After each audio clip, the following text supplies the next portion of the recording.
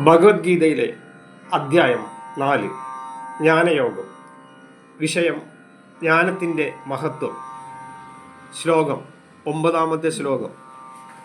ജന്മകർമ്മമേ ദിവ്യ മേവം യോ വേത്തി തത്വതഃ ത്യക്ത്വാ ദേഹം പുനർജന്മ നൈതി മാമേതി സോർജുന. ആശയ വിശദീകരണം. ഭഗവാൻ പറയുന്നു, എൻ്റെ ദിവ്യമായ ജന്മവും കർമ്മവും താത്വികമായി ആരറിയുന്നുവോ ആ ജ്ഞാനി ദേഹം വെടിഞ്ഞതിന് ശേഷം പുനർജനിക്കുന്നില്ല. ഹേ അർജുന, അവൻ എന്നെ തന്നെ പ്രാപിക്കുന്നു.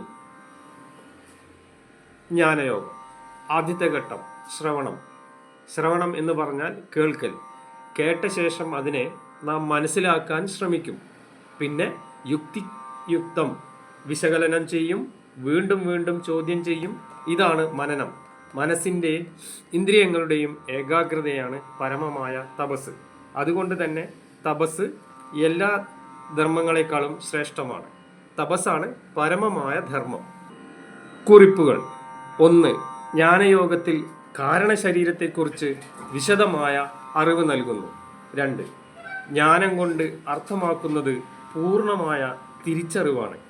എങ്ങനെയാണ് ഈ തിരിച്ചറിവ് കിട്ടുന്നത്? ഉദാഹരണം: കായിക പരിശീലനം നല്ലപോലെ കിട്ടാൻ പ്രഗത്ഭനായ ഒരു പരിശീലകന്റെ സഹായം കിട്ടണം. അതുകൊണ്ട് തന്നെ കാരണശരീരത്തെ അറിയാൻ ഒരു യോഗീവര്യന്റെ മികവുറ്റ ശിക്ഷണം അനിവാര്യമാണ്. എന്താണ് അതിൻ്റെ ഫലം?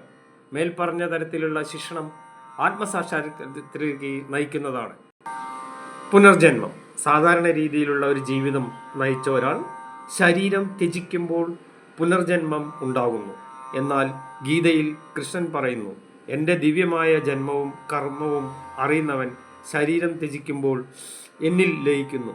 അവൻ പുനർജന്മമില്ലാതെ കാരണശരീരത്തിലേക്ക് വിലയം പ്രാപിക്കുന്നു.